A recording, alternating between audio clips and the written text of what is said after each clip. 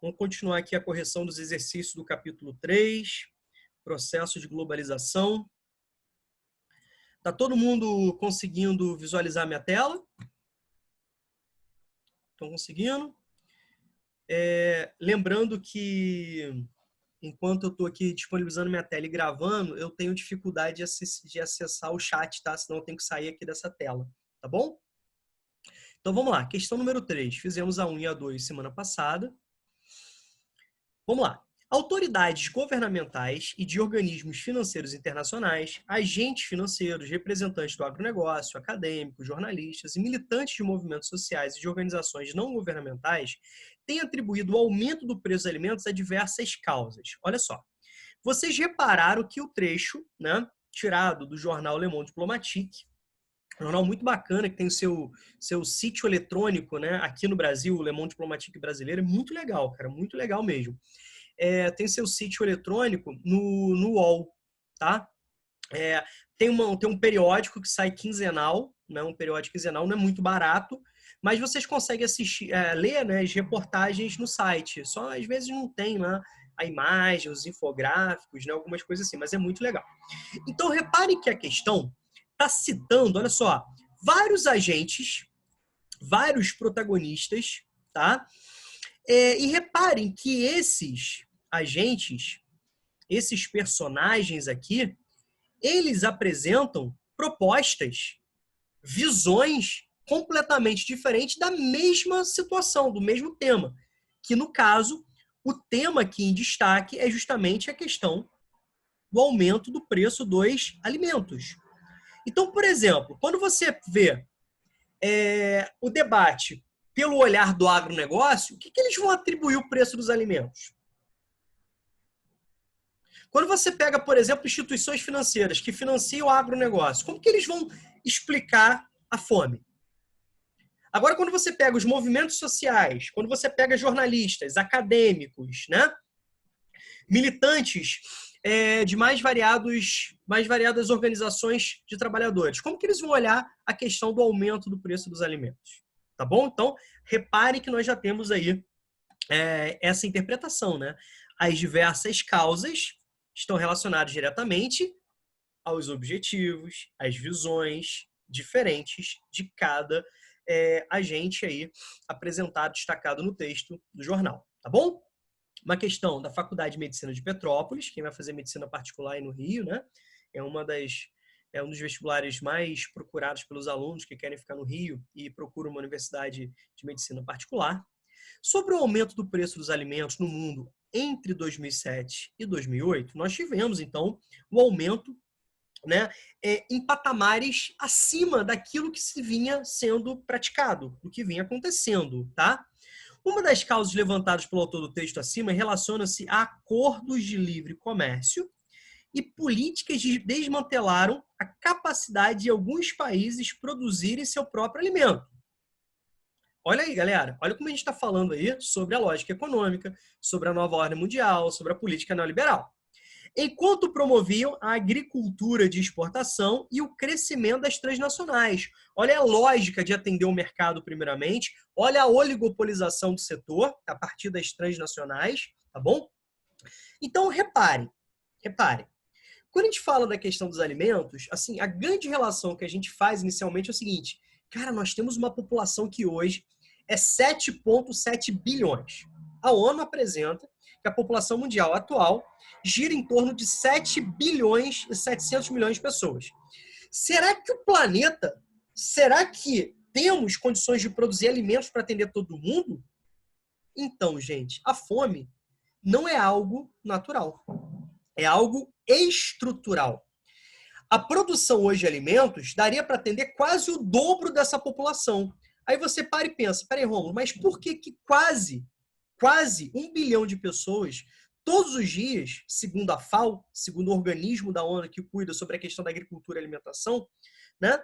Por que a FAO diz que quase 1 bilhão de pessoas acorda todos os dias sem saber se vai se alimentar? Ou seja, um conceito que eu quero que vocês guardem, o conceito de segurança alimentar. Ou seja, quase 1 bilhão de pessoas no mundo vivem em situação de insegurança alimentar.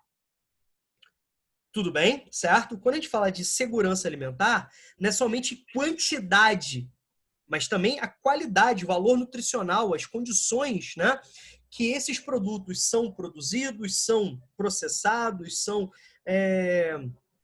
vendidos. Então, nós temos um olhar um pouco mais amplo aí, tá, sobre essa questão. Vamos pegar o Brasil, por exemplo. Cara, o Brasil é um país gigante, é o quinto país de maior extensão do mundo. O Brasil tem excelentes condições ambientais de produção, condições naturais. A gente está falando de solo, a gente está falando de clima favorável, né? A gente está falando de relevo favorável, ou seja, aspectos naturais favoráveis a uma produção agrícola. O Brasil hoje, ele é um dos grandes exportadores de produtos primários, não somente, né, minerais, mas que a gente está falando aqui de alimentos, tá legal? Então, o que explica o Brasil ter entrado novamente no mapa da fome da ONU? Romulo, o que é o mapa da fome? São os países que apresentam 5% ou mais de sua população em situação de insegurança alimentar. Cara, em termos, se a gente parar para pensar, não tem como ter fome no Brasil. Na verdade, não tem como ter fome no mundo, né? E quais são os fatores ligados à fome? São vários. Nós vamos desde uma sociedade de consumo, né, com desperdício absurdo, passando por um controle da produção por parte das grandes empresas, do direcionamento do mercado para atender o mercado internacional, até a pobreza, a miséria, a desigualdade. Lembrem-se que o alimento é uma mercadoria. E se é uma mercadoria, ele é negociável. Se ele é negociável, você precisa ter recursos para adquiri-lo. Ponto. Tudo bem? Então, a gente precisa ter esse olhar. Agora, repare que a gente está falando aqui do texto que está te dando direcionamento, ou seja, aquilo que ele quer que você saiba de teoria, aquilo que ele quer que você entenda de realidade, para que você não caia, né, numa possível pegadinha aqui na hora de resolver a questão. Quando você fala de acordos de livre comércio, o que você está pensando? Diminuição das barreiras alfandegárias. Olha a política neoliberal aí. Tá claro ou não? Beleza? O favorecimento para a circulação de mercadorias, beleza? A entrada de capitais, a entrada de investimentos, a entrada de empresas, bacana? Políticas que desmantelaram a capacidade de alguns países de produzir seu próprio alimento. Olha só que loucura. Preste atenção. Então você tem um processo de piora de condições estruturais, geralmente são países subdesenvolvidos, onde a concentração fundiária, a pobreza, a miséria, os conflitos no campo, né, já são realidades históricas, é algo estrutural. A partir da chegada de um modelo agrícola moderno, ligado a uma agricultura empresarial, o que você tem? Uma destruição de uma produção familiar, de uma produção de policultura, de uma produção de subsistência, de técnicas tradicionais e até mesmo de técnicas sustentáveis, com manejos sustentáveis, e progressivamente nós temos a incorporação de terras para atender os interesses empresariais, que vão gerar um processo de acúmulo de terras nas mãos de poucos agentes financeiros. Ao mesmo tempo, você vai ter uma produção voltada para atender o mercado interno, o mercado externo, a partir de monoculturas de exportação, sobretudo commodities agrícolas, esses produtos primários de grande importância no cenário internacional, cujo valor negociado é definido em bolsas futuras, em bolsas de valores. Então, a lógica especulativa, né? A especulativa está ali. Então, você tem países como o Brasil. Se a gente come hoje no Brasil, graças à agricultura familiar, que leva mais de 75% dos alimentos para a nossa mesa. Não é graças às empresas que vão produzir, por exemplo, soja para voltar para exportação. A soja é voltada para ração animal, não é para alimentação.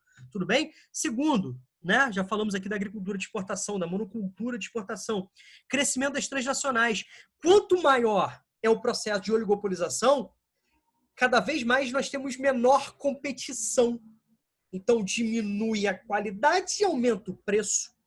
Eles manipulam o mercado pelo grande domínio que eles têm, certo? E sem falar no lobby político, né? Certo? Sem falar no lobby político, ou seja, grandes empresários agrícolas, grandes mineradores, grandes empreiteiras, né? Grandes pecuaristas, grandes, né, grileiros que dominam o setor político. Aqui no Brasil, muitos vestibulares chamam atenção para chamar a bancada ruralista, ou seja, esses representantes do Legislativo Federal que são representantes diretos e indiretos desses setores. Então, óbvio que não vai passar uma reforma agrária, óbvio que não vai passar um estímulo para a produção de alimentos, óbvio que não vai passar condições de preservação ambiental. Tudo bem? Certo? No contexto apontado, então no contexto que a gente está falando aqui, ó, no contexto apontado, ó, a gente está falando do ano de 2007 e 2008. Tranquilo? Essa seria uma causa de ordem econômica, especialmente relacionada, esse especialmente aqui, meus amores, é para vocês ficarem atentos. Podem ter opções verídicas, mas ela quer o quê? O principal, fator direto. Tranquilo? Então, quando você fala de ordem econômica, você pensa no sistema econômico. Quando você fala de ordem econômica, você pensa na orientação desse modo de produção, que no nosso caso aqui é o modo de produção neoliberal. Tudo bem?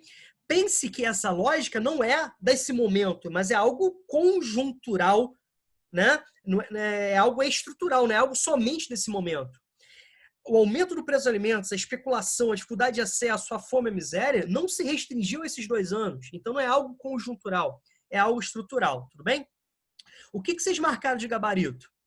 Qual foi a opção que vocês escolheram aí como gabarito e também quais foram as dúvidas, né? Aquelas que vocês ficaram com possibilidade, pô, não sei se é essa, se não é. Qual que vocês marcaram aí?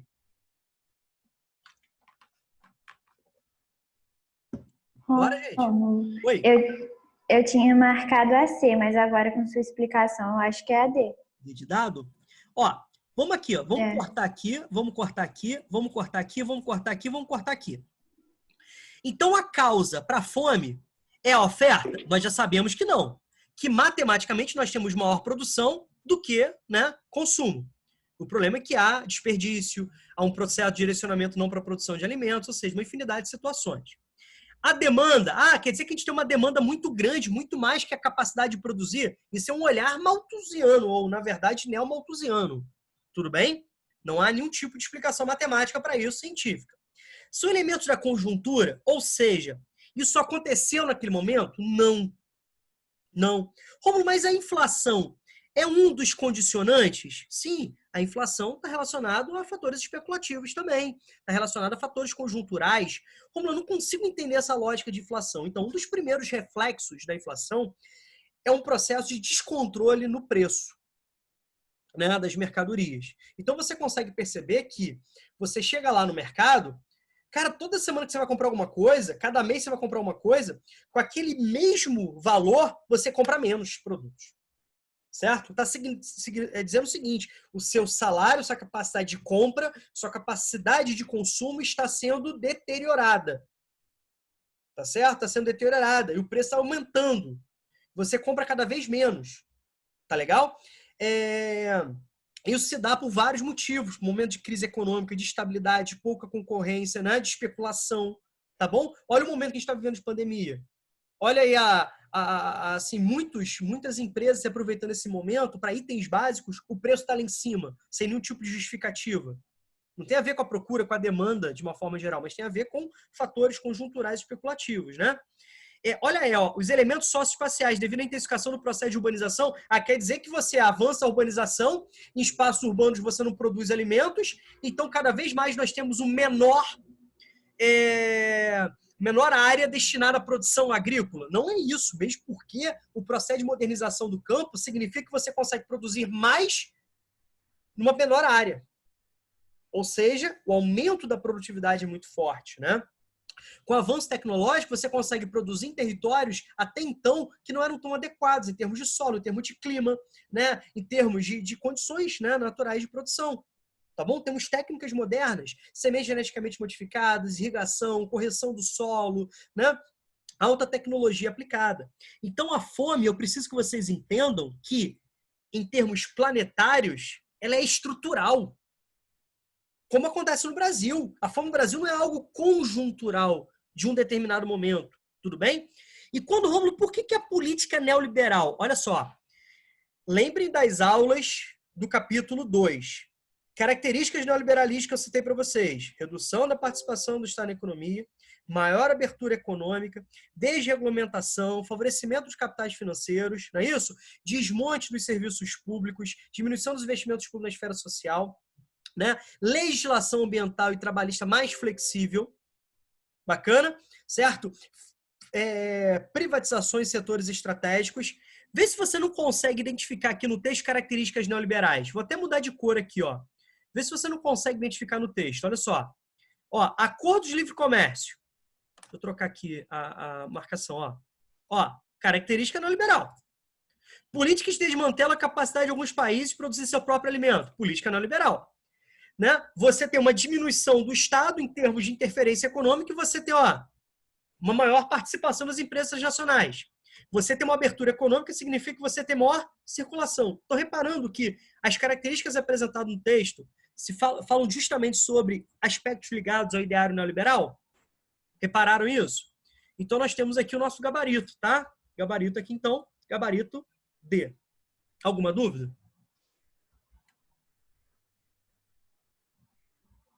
Não?